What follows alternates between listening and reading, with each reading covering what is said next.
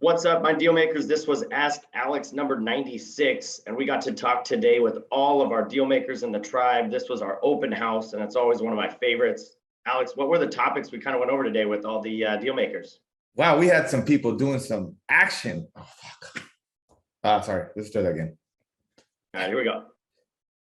What's up, deal makers? This was Ask Alex number 96, and this was one of my favorites, the open house webinar, where we get to hear from you, the deal maker tribe members on the call. Alex, what were some of the biggest topics we went over today, man?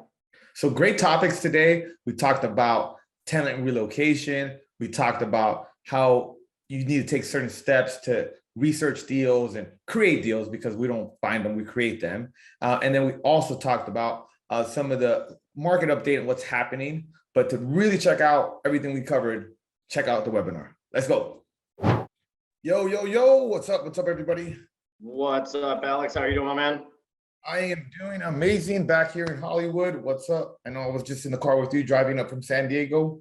You back? Yeah, we were. No, I'm happy to be back here and happy to be on this webinar. These are always super fun. We'll let some people trickle in here.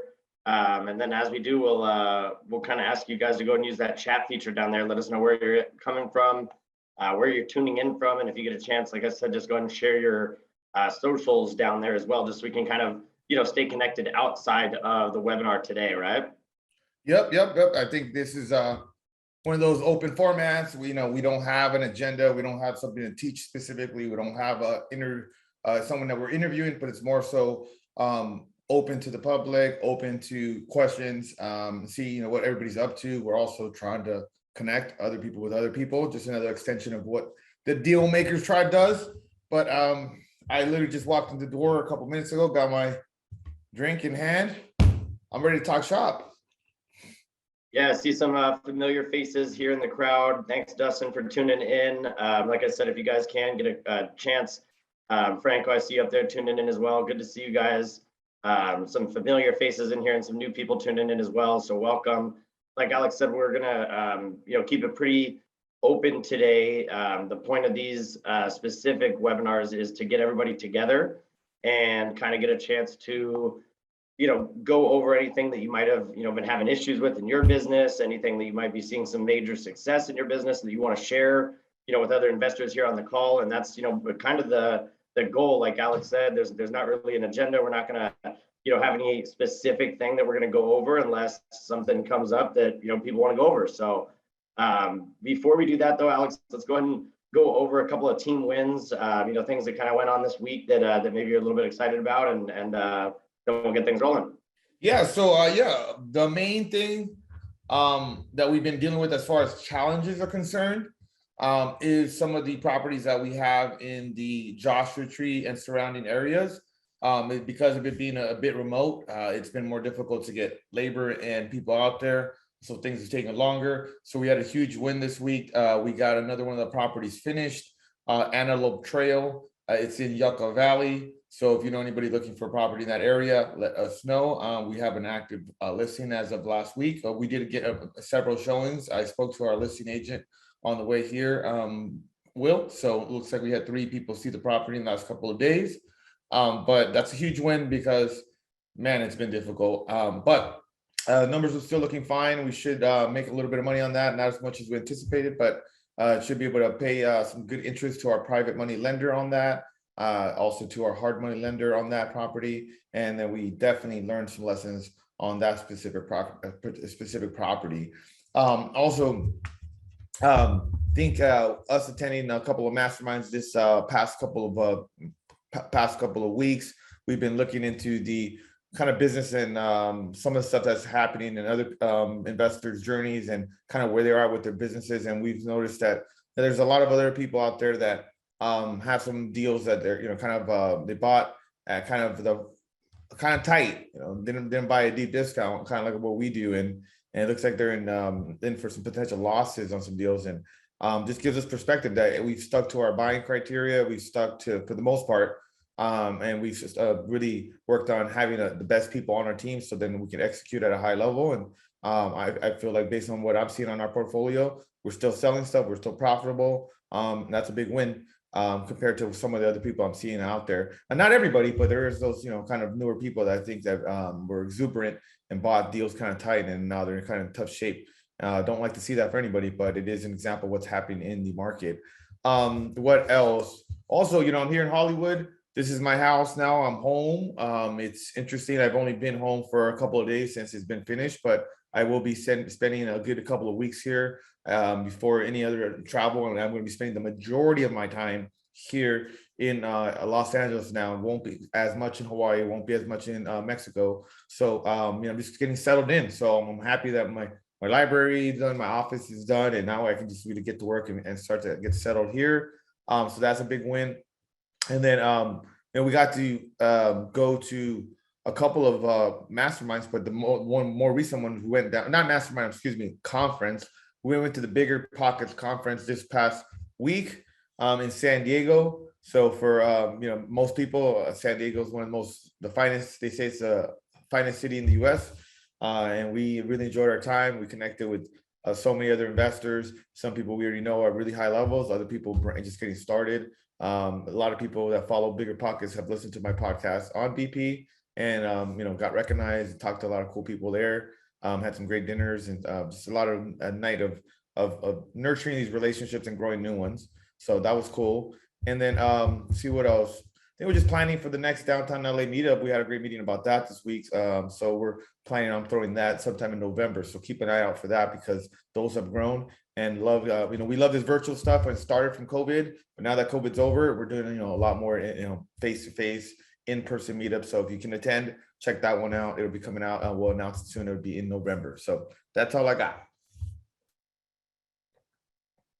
Good stuff, man. And I know, like you said, market shifting is obviously a big topic down there at the Bigger Pockets convention, and also, and at Ryan Pineda's Future Flipper Mastermind. So I think that was, really, good for us, being that we are sellers and buyers in this market, right? So we're going to get to see both pieces of that and really use those data points moving forward when we, continue to buy and sell some of the inventory that we have on hand. So good stuff there, guys. I think, like we said, we're going to go ahead and welcome the rest of you onto the screen here. So if you can, go ahead and turn on your... And one thing I want to add to that too is I don't want to make it seem like it's all bad, because I spoke to a couple of investors in certain parts of the country that in certain parts of their neighbor area that they invest that are going up. So it's not every market is not the same. So you gotta make sure you're paying attention to your particular market, your data, what you're seeing, and that's what we're doing. My man Franco in the building. What's up, brother? What's up? Camacho, Will Wall. What's up, guys? What's up, man? You putting some deals together over there? It looks like you got a nice office. Where you at? In OC? Yeah, Irvine. And I need your help. I got questions for you. I'm right in the middle. Let's jump right in, man. What's okay? Cool. Thank you for this, by the way. I got two properties. They're locked up in a trust. They've been sitting there for a year. They got tenants in them, not paying rent for over a year. It's in Bakersfield. I found the lawyer who made the trust dead. She had no assistance. I had to track down the trust, found the trust, figured out who the trustees is, figured out who the beneficiary is. I'm calling all these lawyers. I don't know what's wrong with these guys. They don't want to take on the job. I need the trust administered, executed, transferred into the guy I signed an agreement with so I can do the damn deal. Any advice on how to, any lawyer referral or do trust? I called First American. I was like, you guys have a huge White House looking thing. You got lawyers in your staff. Can you do this for me? Like, why does no one want to do this? Well, my question is to you is why would the lawyer need to transfer the trust? Shouldn't the trust be specific as to who is in charge of the trust itself, who's a successor trustee and all that? Right. So, maybe no lawyers needed. How does it work? Well, typically and again, I'm not a lawyer, but I've done many deals through probate and other stuff like that. Typically the trust is indicating what happens specifically to who, when something, like someone dies or all that. And so as long as you have the original trust, and that says that the person that you're in contract with has the authority to administer the estate, or is kind of in charge, that should allow you to sign a contract and go to escrow, and escrow could then figure it out, and you wouldn't need a lawyer. Oh, beautiful. Beautiful. I mean, that's how, one of the deals I lost. It was because we couldn't find the original trust. Now, if you're telling me you have the actual copy of the, or not a copy, but do you have the physical original trust that was drawn up?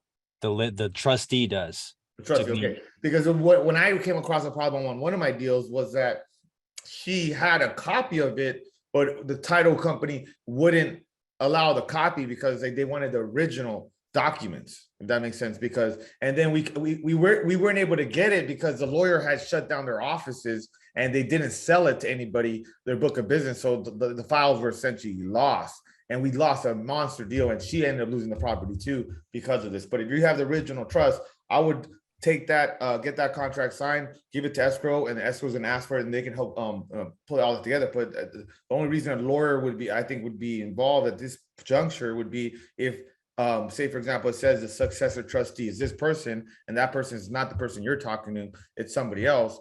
Then it's like, okay, well, and that person doesn't want to cooperate, and there's a level other stickiness involved. But if you're telling me that the trust identifies them as, somebody in charge of it, and you have the copy of the trust, and you have somebody on board to sign a contract, I don't think you need a lawyer. You just need to put this in escrow and then have them figure it out and allow you to do the deal. Oh my gosh, beautiful.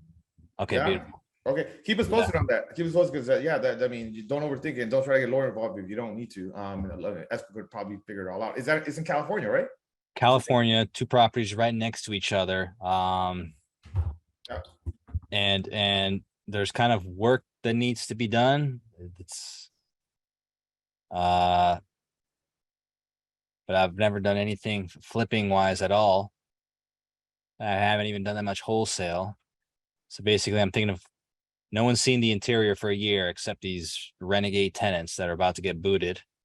And what do you know about the tenants? Because that could also, be a kind of a expensive solution if you have to give them cash for keys. 2 of the tenants are squatters in the one property, and the other 2 are officially or whatever month-to-month tenants. But a year ago, the guy I've been talking to, he started the eviction process, and it looks like there's a court case next week. So perfect timing. Okay. And we just, from what I understand, the interior is kind of a mess. And who's the one talking to these tenants? No one's really talking to them, but the guy I've been talking to, he originally talked to them. Okay. They know who they are.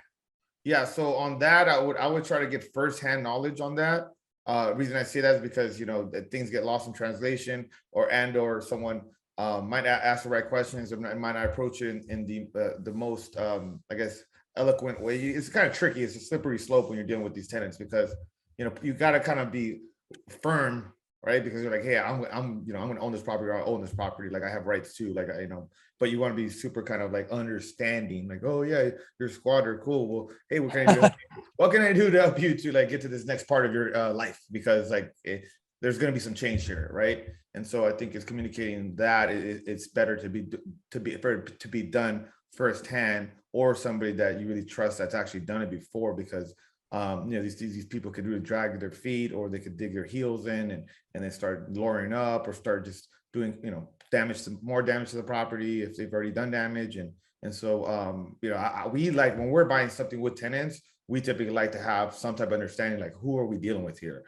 We've either talked to them or somebody in the process has touched base, right? Yeah, I know it's a bit of a drive out there, but if it's a deal that you're gonna make some money, it might be worth a first-hand drive out there and talk to them, get eyes on the property and all that. Typically, right, we want to be close to property we're acquiring, but in Bakersfield, from those seas, a 2.5 hour drive. But if it's going to help you make an extra, $10,000, $15,000, $20,000, because the less money you have to give them, I mean, I don't think I have to explain that. That's probably could be a good use of your time. Awesome. We also have a webinar that we did on like tenants, like relocating tenants and cash for keys and all that. So check that out if you get a chance, because we covered a lot in detail there, probably more than we can on this call, but because it is an art. And some of my best deals have come, from being able to negotiate with active, tenants that we're buying property from, that they're living in, right? I'll let you know how this, God bless you, man. Thank you. Yeah, brother, good seeing you, man. I know you're an action taker, you're doing deals, and see if we can do some deals together sometime down the road. Let's go for What's sure. up, Sunny? What's up, Dustin? What's up, Edward? How are you guys doing? Who wants to talk? What you guys got going on? Sunny looks like he wants to say something. What's up, Sunny? Oh no, I was just I was just saying, hey Alex, it's been a while. Yeah. Yeah, man. We met in South Bay, if I'm not mistaken, and you own property in South Bay as well, right? In Orange How many- County, yeah. Was it Culver City? No. Yeah, that's my parents, so that's what they own. Then my place is in Orange County. I'm kind of I think if you remember, I'm more on the like I do long-term rentals and Yeah. kind of now more into doing some midterm Airbnb. So I've kind of moved in that segment. Oh, So, yeah. Where are your properties in Orange County, or are you talking about? It's in Orange County, yeah. Okay, so Yeah, cool. like man. What do you got your- going on? What do you want to share, or if there's any questions you got? Yeah, I just was joining just to, you know, just like learn, talk and stuff to see, you know, how the market's going. Yeah, I mean, I'm kind of operating an Airbnb and more in some of the more restrictive, you know, city guidelines, and you know, I do 30-day minimums, which surprisingly there's a lot of business there for that. So that's kind of doing decent. Is that Now a I'm single family house, or is that a Yeah, single family house. Yeah. And so you're renting it 30 days at a time now. And is Mhm. that in the city of what city is that in? City of Brea. City Yeah. of Brea, okay. Yeah, they don't allow less than 30 days, and you know, I don't want to try to like squeeze something else out there. I just kind of stay legit and stuff. So yeah, I do 30-day minimums. Typically it's about a 45 or 60-day tenants at a time. And are they the typical traveling nurses, or what are they? Who are they? And it's a whole house. So typically it's a lot of actually insurance claims. So like people, you know, their houses flood, or their houses, mostly it's like flood, backup and stuff like that. They got to like change their entire floors, things like that. So insurance companies, yeah, Where do you advertise it? mostly like Airbnb, Verbo, those type of platforms. Yeah. Okay, you just Yeah. put a 30-day minimum, and it's on Airbnb. Yeah, pretty much. Yeah. And do you have to get a license from the city of Brea to do that? If it's under 30 days, there's no licensing requirement. I'm sorry, if it's under 30 days, then you do have to have like a hotel, motel license, but otherwise you're dealing with just the typical licensing requirements to operate a business. So it's no special license or anything. Sweet. Okay, cool. Well, hey, thanks for tuning in. You know, this is more of our open format networking. So if you have any specific questions, happy to answer. Good catching up. You know, for us, we're basically still flipping. We're buying less property though, because you know we got to get a bigger discount. So instead of buying 2-3 houses a month, we're buying like one every 2 months, if that right now. But it also is a reflection of we've had less people. We've had to recently let go or part ways with 2 of our acquisitions team members. And you know, for whatever reasons, you know, don't need to talk about it, but they just, you know, they weren't able to hit their goals and or our goals. And so we, you know, we've now revamped, and we have actually we hired 2 new ones this past couple of days. So we're bringing we're revamping that, but it was kind of a little bit of a transition there. And we have properties that we're also selling off that we need to kind of, you know, reload, right, and sell these properties off. And we're making less profit than we expected on most of them, but you know, they're still profitable. It's just a matter of like, what are we going to buy now at what prices? Because every area is a little bit different. You know, we're not going to be buying as much in certain part of Southern California, and we're going to double down on another part of, you know, I think you already know, but Palmdale, Lancaster, Antelope Valley, we have a strong team on all fronts there. And now we're just going to kind of double down on doing more, because we have 9 single family rentals. So now we don't have any, you know, properties, you know, we have 9, and then we have the 18 units. So, you know, it's still, we want to keep, but at the same time, we flip to make money. And there's certain houses where shit, we don't want to keep. It's more of a flip deal anyway. It's not going to cash flow we wanted to, and it's not the year built we want, or it's just not in a particular part of you know, town that we want, or we don't see enough upside down the road with it. So yeah, good stuff. Anything else, Sunny, or anybody else want to chime in and ask? We see my man Dustin Salcido. I know my man is traveling a lot now. Where the hell are you at? Anybody else have any questions or anything to share as far as Hey, yeah, well, Adriana, what's up? how are you guys? Awesome. Thank you for all the Zoom meetings. They're great. This is barely like my 3rd meeting, so I'm happy. I'm happy to be here. Alex, I've have some questions. Like, I know you guys do flips and you also have, like you mentioned, some long-term. But have you ever bought any commercial, like retail commercial? Or you just buy commercial, or have you bought commercial as well, but residential? Okay, I think you're talking about maybe mixed use or properties that have that the commercial, they have also some residential on site. Is that what you mean? I'm trying to clarify. Yeah, but in terms of just buying commercial, like retail commercial, like shopping centers or like a place where you can just rent, like for a person that has like a market, a supermarket. No, we've gotten some opportunities. I almost bought a property, retail, commercial property in Compton, a couple years ago. It would have been an amazing deal. And then we bought the multifamily unit in Arizona. It's multifamily. It's not necessarily commercial. It's more multifamily.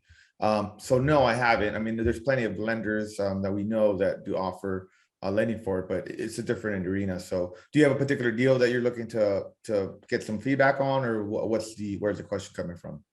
We were looking at some, the thing is that we are right now like in this point that we have a fourplex and we have a duplex, and it's here in the city of LA. I was the person that asked Will last time if I don't remember, Max, I think it was, if he bought like properties under RSO. Our properties are both under RSO, and our tenants are great so far, but we just don't have that leverage to increase the rents, and we just want to make sure like whatever we buy in order to be like making more cash flow. And with residential, especially here in LA, it's super difficult because of the rent control. So that's why we were leaning towards commercial. We're in the point right now, we are currently working on some plans for ADUs for both of our units, but there's also limitations there. It's like you can only build so much, you can only build this height. And we're like, okay, we have this money. We're like, we want to know if we can either invest it in a commercial property, or just go for it for the ADUs, or just like buy more multi-units.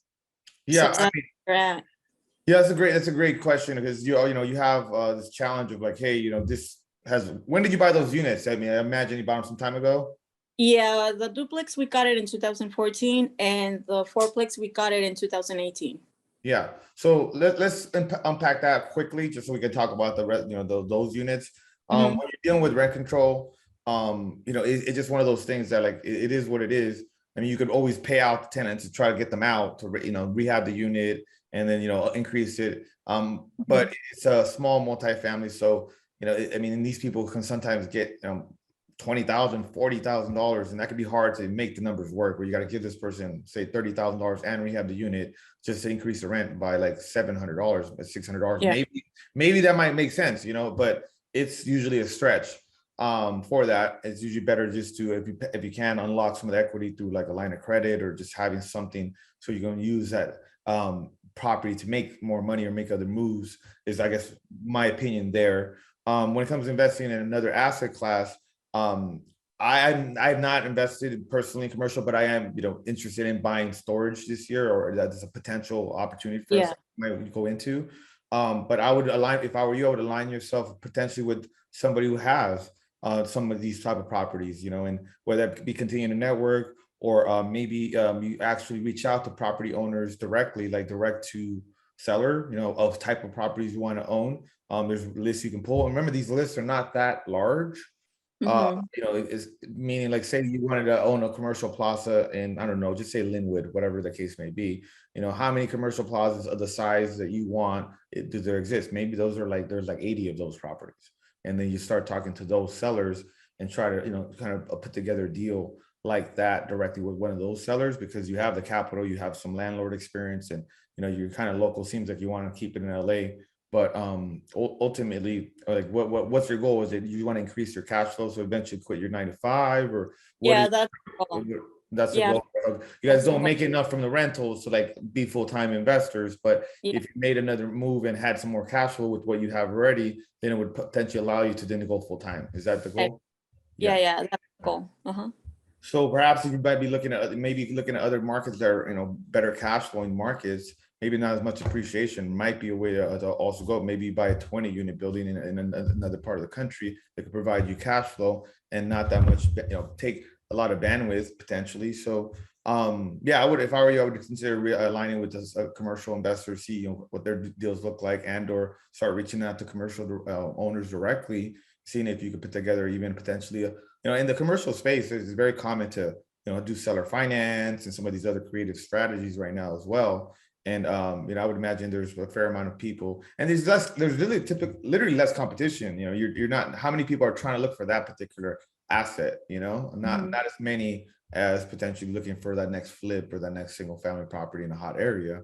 So yeah, hopefully I answered some of it. I don't have the magic answer. That's my opinion on it.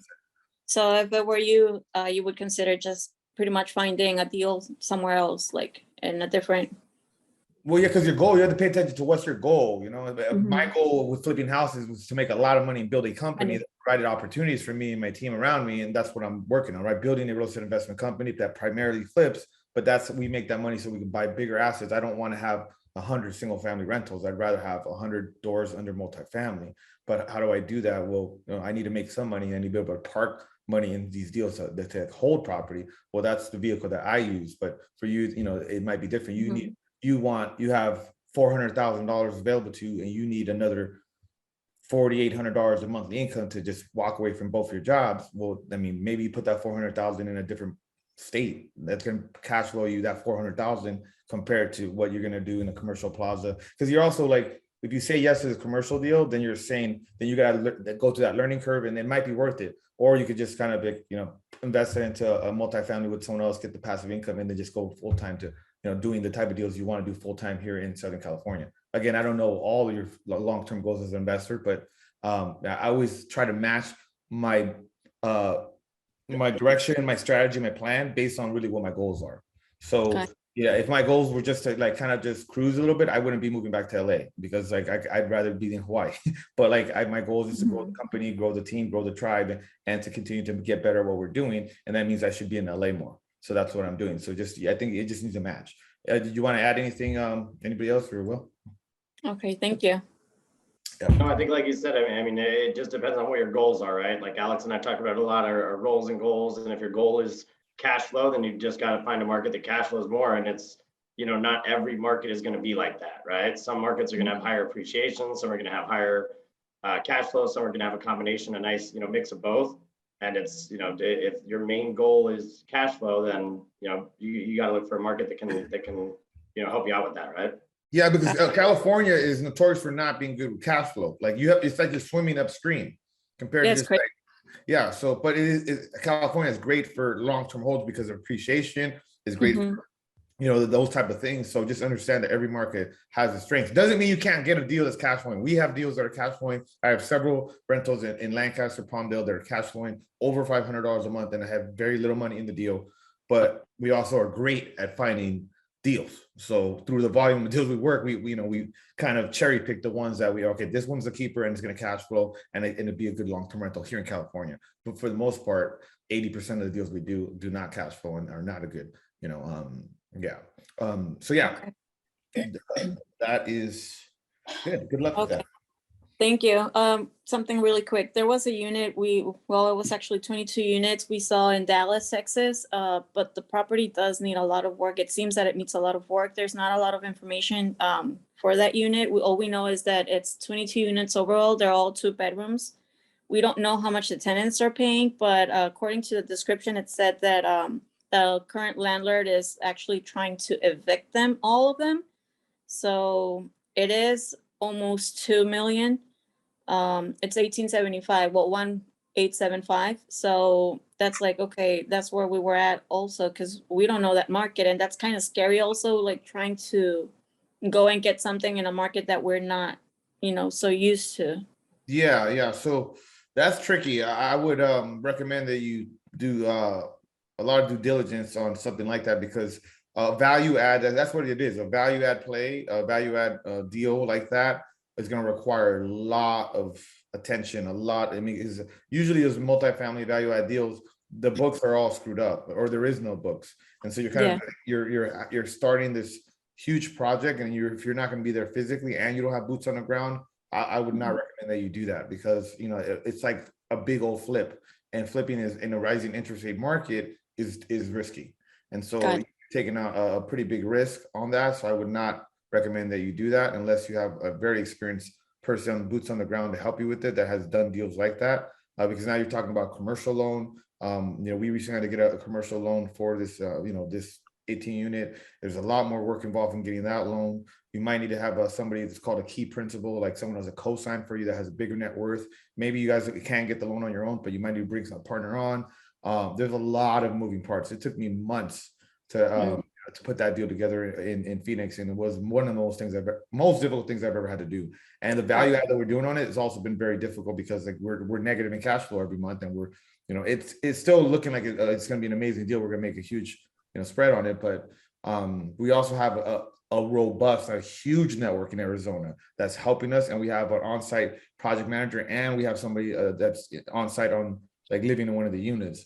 So we got a lot of eyes on that property and a lot of support. If you don't have that, I would not recommend that you do that. I can introduce you with some people in Dallas for sure, but as your first big deal, unless you're willing to like be there on a regular basis or have the right people there, and make sure that they're vetted, I think I would recommend you don't do that unless you have those other factors, those other things. Okay.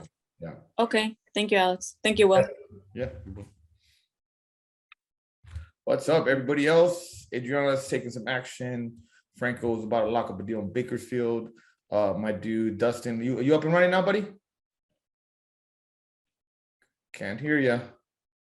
We just see your handsome face, buddy. Okay. Sonny is working on his midterm rental. I got one more question for you, my man. All right, shoot. So on the one of the two properties that I'm going for in Bakersfield has a reverse mortgage of $200,000. I mean, how does that work? Does The reverse mortgages, well, it would be nice if it wasn't there, you know what I mean? Like, I don't have too much love for banks. Like, what if they don't get any money at all, or they get half, or they can work a deal, like, Yeah, so a couple things on the reverse mortgage, because they're tricky. They're kind of tricky because they're signed up to do this different type of mortgage than the traditional one. And then usually on the title of the property, they'll say, okay, the lien or loan amount is 200,000, but they could really only owe like 165 because they haven't. What the lien amount shows is the maximum the bank is willing to kind of basically pay out before, like, because they're paying the homeowner rather than the homeowner paying them. And so there's a set amount from when they originated the loan that the maximum loan can get to. Does that make sense? Yes. So you got to really kind of figure out that number, like how much do you really owe, and then you can figure out what the real spread is, because it might say that their lien or loan amount is 200, but if they really only owe 150 on that, then they technically, if you were to pay that loan off, and kind of buy the property and do all that, then there could be more spread than what I mean. So I would look for mortgage statements, number one, to see what the mortgage statement says, if they get one, or get online access to their mortgage portal so you can get a little bit more information. Do you have all that, or what? How far have you gone down that to check that out? Documents are all gone. My thought was just to call the bank. I know it's with Bank of America, and just ask them directly. Would you recommend that? Yeah, of course. Do you have authorization to do that? No. Yeah, you just have to get it, but you just need to get it for the homeowner. So if you can get usually the bank has a specific form that they fill out, or you could fill out a general one. Authorization for release information is the name of the document typically, and it just says, I, Alex Camacho, allow Franco Cubera, access to ask questions about this loan number 1234. My social security number is that, and essentially gives you authorization, and then you can call them like, hey, and I mean, you don't have to explain too much of who you are, just essentially like, hey, I'm working on behalf of the property owner. I just had some questions about this specific loan. They are considering selling the property and wondering what would how would that look like as far as the payoff, and what is the payoff amount for this particular loan. Sometimes you have to calculate it because, how long have they had the mortgage of reverse mortgage for? I think less than 5 years, and it hasn't been paid for a year. So it's been in default. Yeah. I'd imagine. How's it in default? I mean, did they die? Yeah, yeah. The Okay, okay. lady died a year ago. Property's sitting there for a year, no rent. Yeah, You that's a know, tricky one. So, I would try to talk to the, well, how are you getting authorization if the guy's dead? the beneficiary that I'm talking to is alive. The beneficiary. Okay, so yeah, that's tricky, but when a property owner dies and they were in mortgage, they were in a reverse mortgage, it automatically goes into default, and then they start the process of foreclosure. So it's right now likely an active foreclosure, correct? Not to my knowledge. No? Okay, well then check with the bank right away. It's like, hey, where are you guys, how are you treating this? And remember, they do these loans in anticipation of the person dying earlier on, and or not in anticipation, but that's kind of like, the longer the person lives in a reverse mortgage, the worse it is for the mortgage company, if that makes sense. Ah. So once they die, it's like, it's kind of part of the contract is now terminated in some way. So I would find out for the bank right away how they're treating it, given the person is deceased, and what options they are for the beneficiary, so that to liquidate the asset. So I mean, that's the questions I would ask, and then kind of go from there. And then in the transaction, it gets settled in escrow. Yeah, I mean, it's still not an escrow, but I mean, there's a possibility there's very limited options because that much time has passed and the person's already deceased. Oh shit. Yeah, so I wouldn't have, I don't want to be Debbie Downer, but I wouldn't have that high of expectations unless there's a huge spread on the deal. Okay.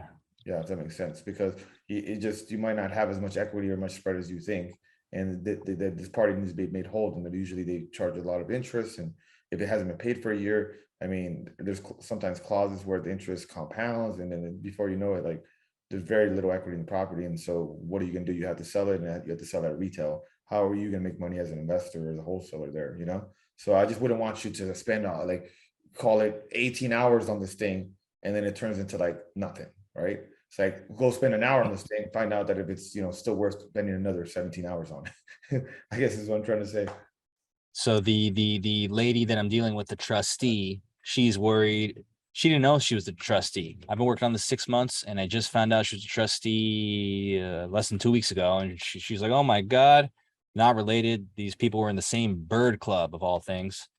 So she's like, "I gotta the cars, the dogs." I'm like, "Dogs are dead. Like, what are you talking about? We gotta work focus property. This is the biggest thing. Reverse mortgage." Yeah. Uh, We'll so check with the lender right away and get authorization right away. And if they need something else, they'll let you know what they need to give you more information and or tell you what options are available for the remaining, the person that's going to be running the trust and running the estate from here on out that you're in touch with. say that deal is messed up, not even worth it. The reverse mortgage deal, just let it go to shit. Tell the lady not to worry about it. It's out of her hand.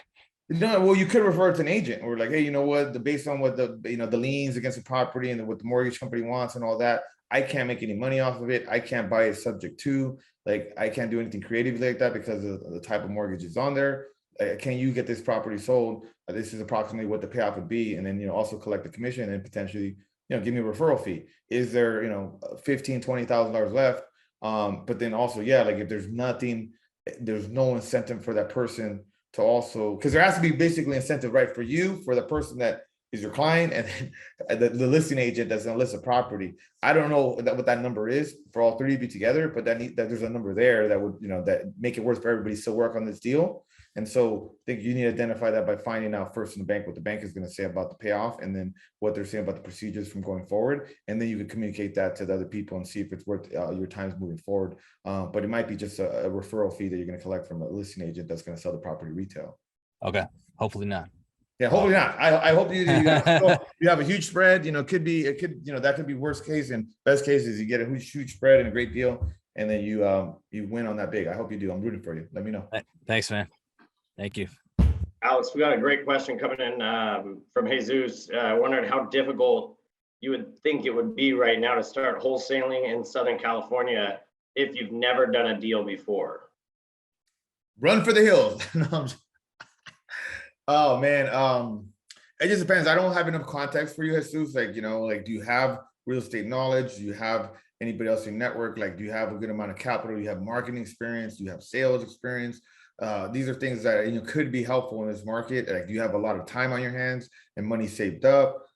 Maybe you can chime in, let us know kind of your scenario. But right now is one of the more difficult times to get started because it's already difficult because of the environment. But to add to that, it's unpredictable what's going to happen with the interest rates. Other than just going up, and so like you're going to have to work twice as hard as maybe someone getting started 6 or a year ago per se. So, but I always say also on the flip side of that is that if you're able to break through and have success during this time, then doors will be open for you and you'll be able to crush it, in the next 6 months to a year as well, if you're able to stick it out. So I just, wholesaling in Southern California is just a shark fight, my man. So if you're gonna put in a lot of work and go all in, then I say go for it. We're here to support, help you. But if you're only going to do it part-time, or you're just going to dibble and dabble, or just you kind of just not all the way flush with cash yourself, or to have a good amount of like runway, and you need to make money right away, I'd say it's probably better you wait it out until you have a little bit more resources and or the right you're part of the right team to be able to kind of go in and do that at this time. Yeah. And yeah, I'll agree with that, man. I mean, I think obviously it takes more context to know, right? Like, are you an advanced seller? Are you really good at cold calling? Are you really good at managing your leads? Like, those are a lot of things that are going to go into that. But I will say that, any market is a good market. And I think that there's going to be a lot of good deals right now for people that might have some of those skills or availabilities. Like Alex said, you might not have the skills, but you might be super available. So those are all the different factors that I would agree would probably play into that. Yeah, because wholesale right now, you have to get better deals for buyers to want to actually buy right now. We're telling you from the perspective of more of a buyer, we're 80, 90% buy, 10, 20% wholesale. So we're seeing it where we're just not able to get the spreads we want to take the additional risk. So that's why it makes it more hard for you as a wholesaler, also more hard for us because we're just like, we can't get the deals we want, so we're buying less. But also I know that the deals we're buying at great deals. And then, like as a wholesaler, you can land a deal right now, then damn, then you should be able to land a deal in the future when it's easier or when the market's a little bit more in your favor. A big thing about the market right now is that we're seeing, and some of you might have heard this already, it's easy to, the business is easier when everybody agreeing to where the market is at. And a year ago, 6 months ago, everybody agreed the market was hot, things are going up, things are selling like that. So everybody was in agreement, the buyer and the seller. Well, right now we're not seeing that because buyers don't want to pay what the sellers want what they wanted 6 months ago. They still want that price today, and there still is just this constant like friction, constant just like nobody agrees. And we're like, well, we don't want to take the additional risk, or we're not going to buy. And these sellers are like, well, I don't want to sell at that price and things. And we're also getting beat up as sellers when we're going to sell. We thought we're going to make 80,000 on this deal. We're making 30. We thought we we're going to make 50 on this one. We're making 30. We're having to extend escrows like 30 days, 2 times on when we wouldn't even do that one time before. We're having to give credits $7,000 on a house that was completely remodeled just because we don't want the deal to fall apart. And we'd rather take that $30,000 profit and pay off all our lenders than to like fall out of escrow, make another mortgage payment, see what happens in the next 30 days with the market. So, these are things as a seller we're seeing. So as a buyer, you have to kind of look on both sides of those things, buyer, seller, wholesaler, like how does that affect you? You're getting started in this environment where, buyers are being ultra conservative. That means you have to get deeper discounts. So that means that you need to be better at what you do. And if you're just getting started, you're not an expert at what you do because you're just getting started. So, I mean, these are all things that I'm just kind of explaining so you can have an idea and context of the journey, the venture you're looking to get started on.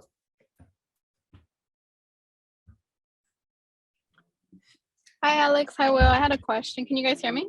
Yes, fire away. Yeah. So I've met you guys before. I've gone to a few events. I'm looking to buy like my first duplex, triplex, or quad under FHA so I can start house hacking. My realtor presented an opportunity to me where the house was listed at $650. But he thinks he can get it down to $500. It's a duplex and it has an ADU that has the plans, but I guess the finalized thing needs to be the roof needs to be a little bit higher. It's already built and everything. The only thing that needs to be done is the roof needs to be higher. The front unit is a 2-bed, 2-bath being rented for only like $1,200, but the market rent is like $2,600 in LA in that area. And the back one, same thing. because I would be buying FHA, my realtor was telling me that I can go put in a filing to the court where I could get one of the tenants out by living in the front one. And then the back one, I would technically probably have to do cash for keys if they don't want to leave. What do you guys think about like that opportunity? It's in a pretty good part in LA and the rents are What- pretty high. And the What's it called? property, I don't know off the top of my head. Okay. Let me see. I'm just because I have zip codes kind of like memorized, and I could tell you that because that seems like a pretty decent opportunity, to be honest. Like numbers. Yeah, you take- duplex for 90 $250 a door isn't bad. Yeah, With an 90032. ADU third unit. Okay, that's like yeah, that's El Sereno, but El Sereno can vary Mhm. greatly. Like, is it like in a really rough part of El Sereno? Or is it like, No, it's not. I drove by it. It doesn't seem like it is. And on the street, there's like two, three properties that someone already flipped them and bought them, and they look nice too. It seems like it's gonna be up and coming. Like probably more people are gonna be in that area. what about the scope of work? Because those are typically older properties. Is it 100 years old, or is it only? It's older, but it was well taken care of because the tenants that have been in there the whole time. So it only needs some fixing. And because I'm buying FHA, I guess the property owner would have to fix some of those things prior to me buying, they were saying. I know it's a great opportunity. The only reason I'm hesitant on it is the current tenants in it. Like obviously, like you were saying right now to the other person asking, like cash for keys can get expensive. Like, what are your thoughts on that? Well, I mean, if you're living in the property and you're gonna be there longer, you have more of a runway, and it doesn't matter as much that you're trying to do a flip or you're trying to like do purely investment deal only where you're not in there. Then that's what I mean. That like, okay, well, maybe that might not. That could the numbers could end up not panning out. But if you plan, I would imagine you plan on keeping this property for at least 3 to 5 years. Yeah. Okay. And if I fix it up, it could appreciate, especially in California. You know, you could always refinance on the road. You could get a higher rate now, but you could always refinance on the road. I would be a little cautious though, or I would want to find out more about that roof. You're like, okay, just the roof needs to be raised a little bit. That might sound like it's, you know, kind of an easy fix, but getting final permits from the city and doing this stuff with the rehab, that might be more than time and money than you expect. And with the cash for keys with tenants. But if you can hold the mortgage with just the one tenant paying, and then, you know, you can get a pretty good accurate bid of what that's going to cost, not only to finish the work, but to make sure that it gets, you know, finalized and permitted and all that.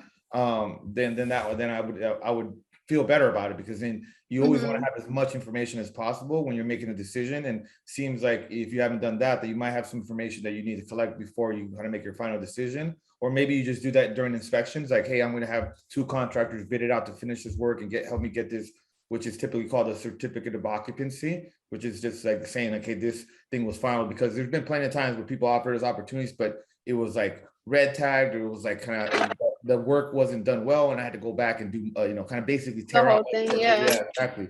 But if you're telling me it's almost at the finish line, maybe they ran out of money or whatnot. Why would they get that third unit to that position and not finish it? Is my other question. They had, I guess, it was an ADU and they had someone living in it. The person that owned the property was 92. Him and his wife owned it, and the wife died. So now he kind of wants to get rid of it. They had someone living in there. That person tried to apply for COVID relief, and then the city was like, no, you can't even be living in this. It's not legally permitted. So, and then I guess I don't know if they didn't have money to finish it, or if they didn't want to finish it, or what happened. Okay. There. Yeah, great, cool. Well, I'm a little skeptical about what you would need to do to turn that into a legal rentable unit. So I would definitely just work on getting more clarity on that. We do have somebody in our tribe that maybe could help you. Mr. ADU. So I would call. I would call Mr. ADU. And also a little bit about that. But yeah, I mean, the numbers seem good. That's a pretty big jump though. She says she can get you the property at 500. Then why haven't you locked it up?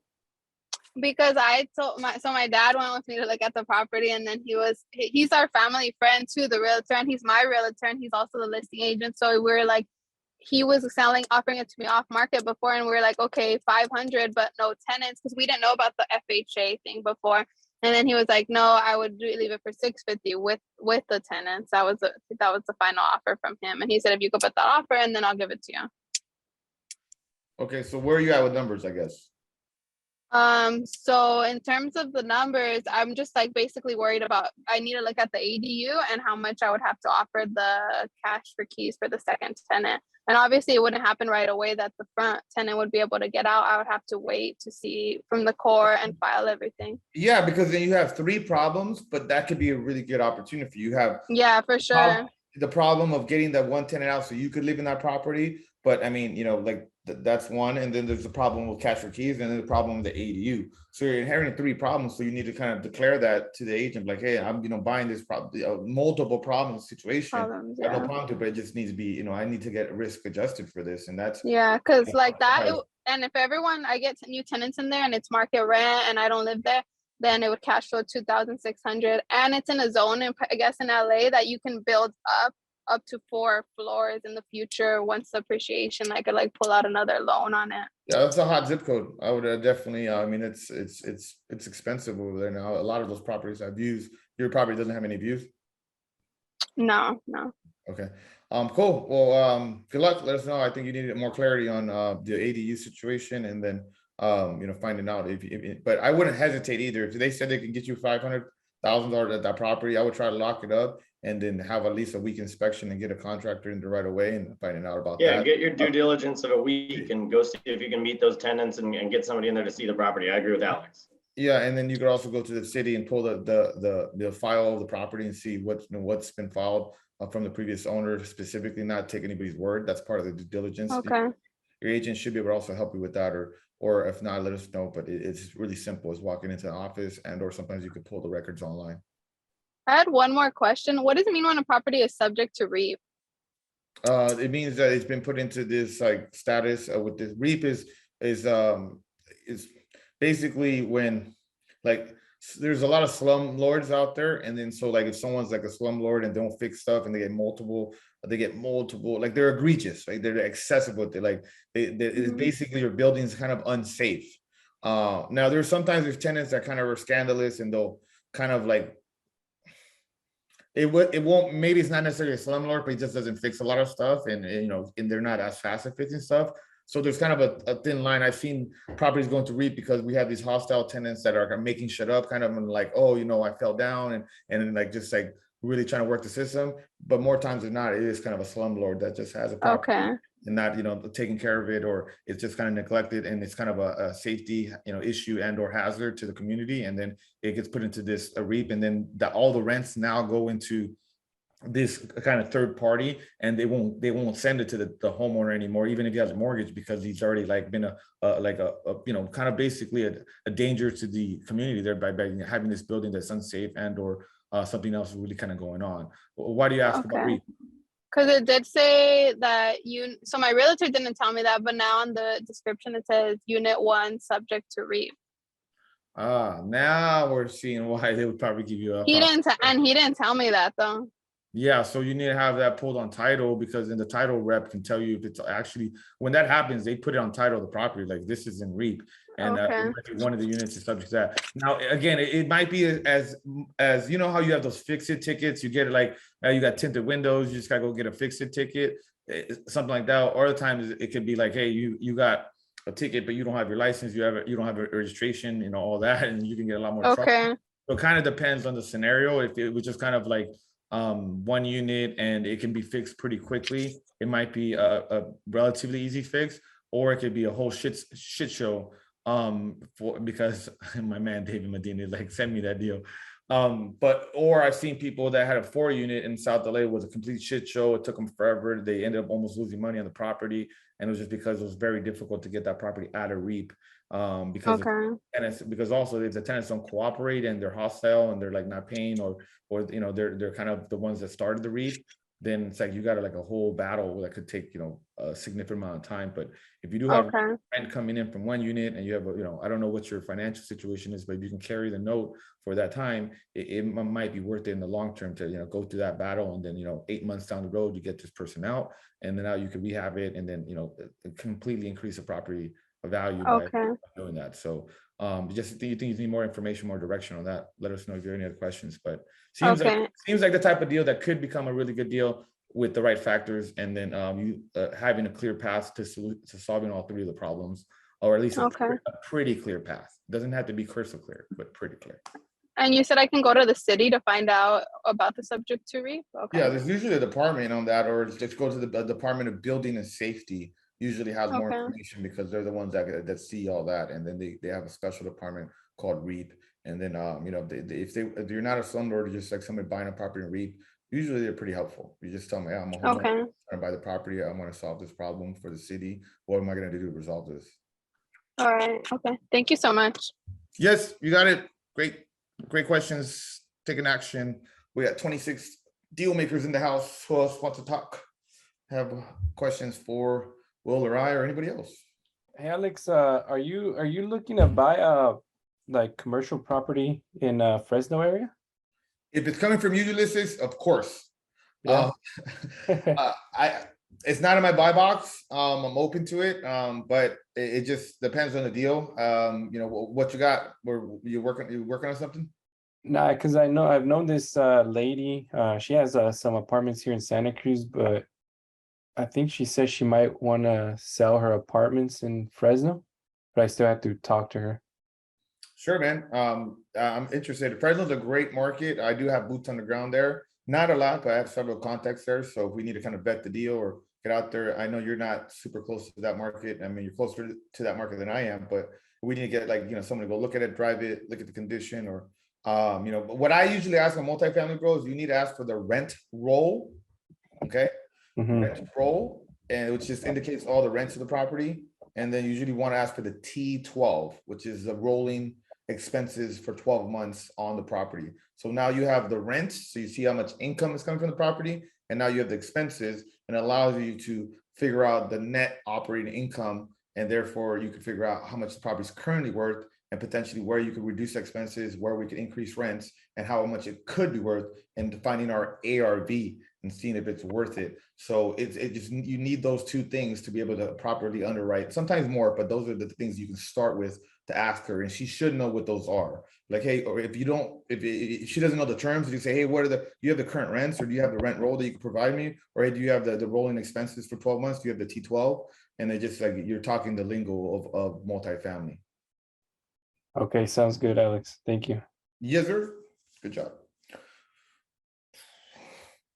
Oh, we're almost, wow, this went quick. It's almost 4. Oh, I was gonna say we got a couple minutes left. Before we finish things up, anybody else have any quick feedback or questions or anything they need some help or support on? I know over in the chat, for those of you that were asking earlier, there's a link for the YouTube playlist there. That'll have all the different you know, playlists on the YouTube channel. So if you missed, you know, the tenant negotiation one, for example, Alexandra, you can go find, you know, the webinar where we talked about tenant relocation and how we've kind of been able to do that. You know, that'll be on that link right there on the YouTube channel on Alex Camacho TV on there. So make sure you guys check that out if you guys haven't. And that's a good resource for anybody who's looking into a property with, you know, a cash for keys or tenant situation. Yeah, and what I love about the conversation we've been having so far is that you see Franco, he's, you know, kind of been working on this deal 6 months. You see Alexandra, she's been working on this deal. She knows this agent.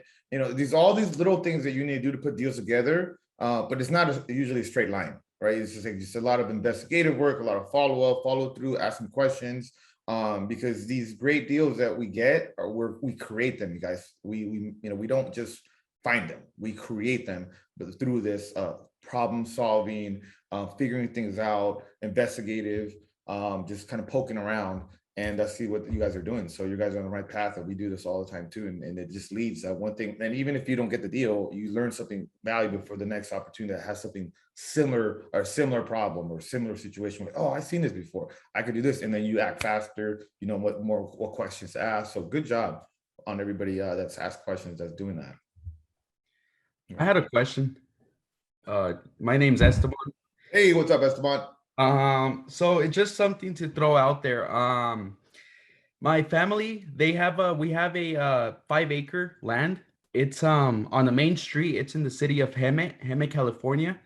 And right behind it, there's a trailer park, like a trailer park. And I was just wondering, it's right on the street, like for a future investment, or like you guys talk about investors that will supply. So like, for example, let's say the utilities are in there, like how could we start off by setting up something like a trailer park or an RV park, etc.?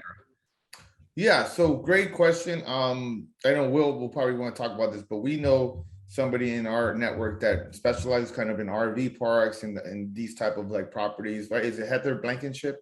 Will she does a lot of that, right?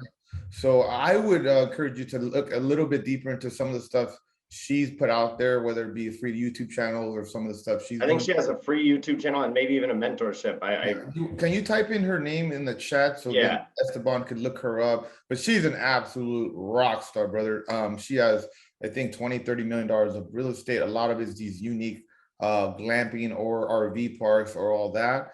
And if it's something like that, you already have a property that could potentially do something like that. If you already have it and you just find the right information, could be something that you could do something like that. And if it matches the need for the area already, and you're just kind of kind of piggybacking off of what you're already seeing working, or you see a full parking lot over there of that, why couldn't you do it as well? Exactly. Well, shoot, look into that. But I don't have that much experience with that, so I don't want to give you any wrong information. But I know that Heather and whatever she's put out there, she could give you the right direction, because she's been on a couple of our coaching calls for the Future Flipper coaching program we're in, and she's just a smart woman, and she's been investing for I wouldn't say close to 2 decades, and she has some very unique investments, nothing traditional like single family, not nothing, but just she's more of that type of investor. So I can't think of anybody else that I could recommend, but if I can, I'll let you know. But good place to start. Let us know if you have any questions, but that sounds like a good opportunity, man.